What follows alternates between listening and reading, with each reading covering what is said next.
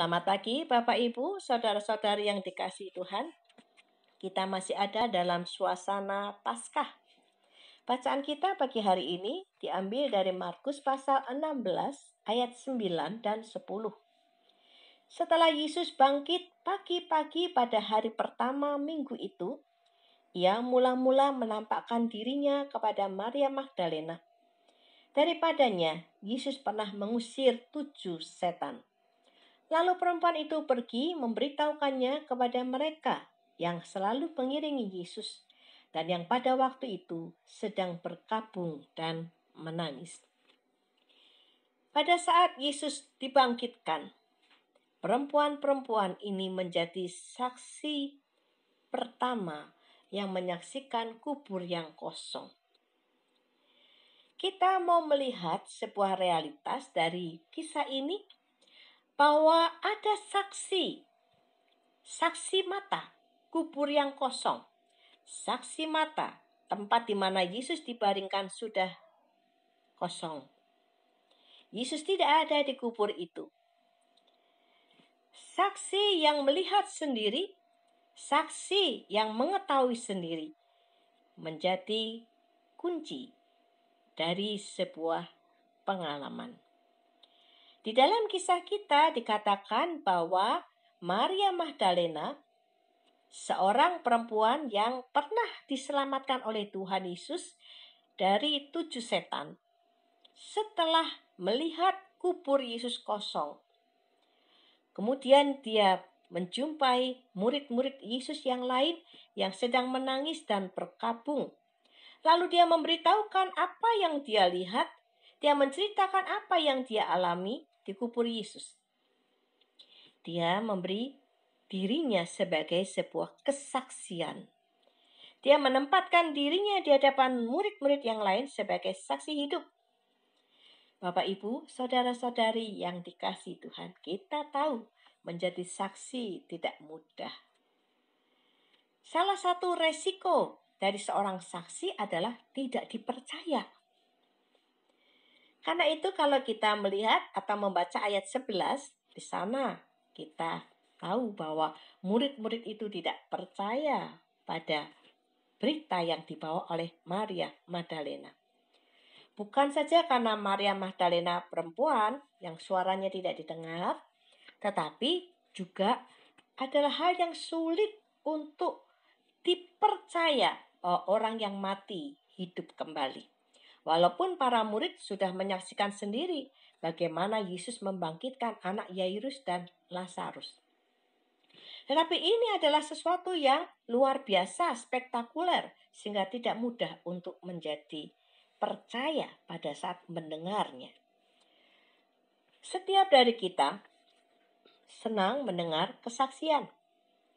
Setiap dari kita dibangun oleh kesaksian hidup orang lain. Kita senang ketika mendengar orang bersaksi. Dan pada zaman sekarang, orang bisa bersaksi dengan tulisan yang ada di media sosial. Dan kemudian kita bisa mengkopasnya, lalu mengirimkannya kepada banyak orang yang kita kenal. Pertanyaannya adalah kalau kita senang mendengar kesaksian orang lain, karena kesaksian itu bisa membangun iman kita, apakah kita juga senang bersaksi? Ini yang sulit untuk kita lakukan. Karena kita seringkali paling tidak menunggu hal yang spektakuler, baru kita mau bersaksi. Hal-hal yang sederhana yang sehari-hari terjadi, seringkali kita tidak akan jadikan sebagai sebuah kesaksian.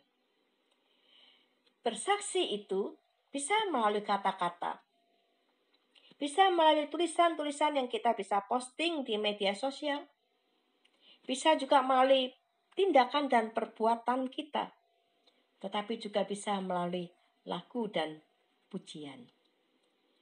Fanny Crosby adalah seorang perempuan yang bersaksi melalui lagu-lagunya.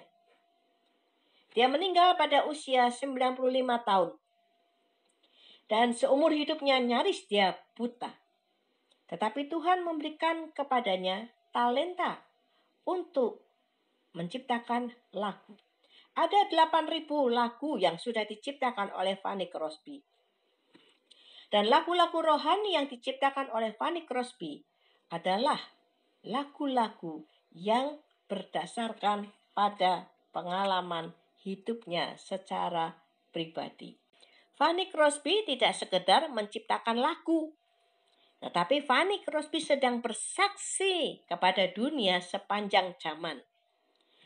Kalau kita pernah menyanyikan lagu "Mampirlah Dengar Doaku", di balik lagu itu, Fanny Crosby sedang bersaksi tentang pengalaman hidupnya melayani sebuah penjara. Dan di sana, Fanny Crosby mendengarkan narapidana itu memohon agar Tuhan tidak meninggalkan mereka.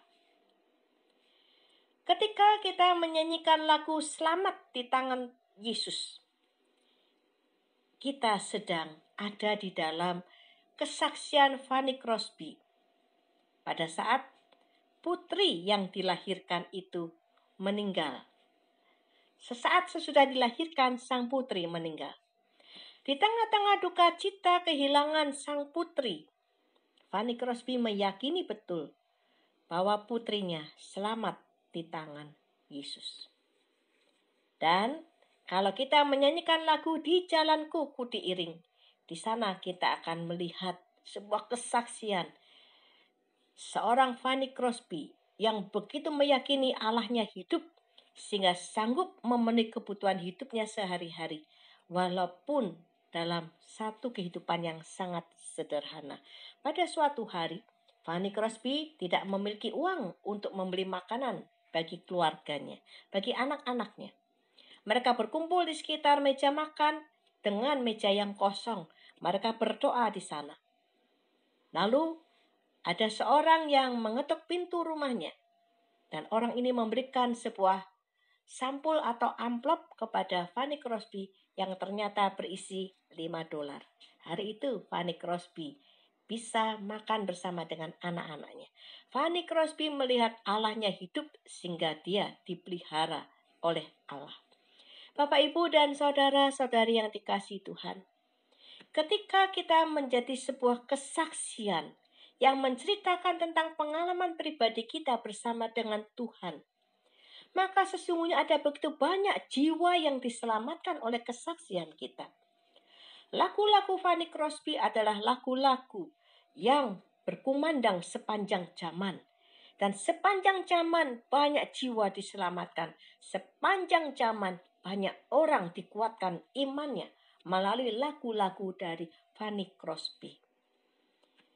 Pada hari Paskah ini, Tuhan mengingatkan kepada kita, bukan hanya Allah yang hidup yang kita sembah, tetapi Allah juga menghendaki kita menjadi sebuah kesaksian yang membicarakan, yang menunjukkan kepada seluruh dunia bahwa kita memiliki Allah yang hidup. Bahwa Yesus adalah Allah yang hidup, dia tidak mati karena kubur itu tidak bisa menahan Yesus. Selamat pagi Bapak, Ibu, dan saudara-saudari yang dikasihi Tuhan. Selamat menjadi kesaksian dari Tuhan yang hidup. Tuhan beserta kita. Amin.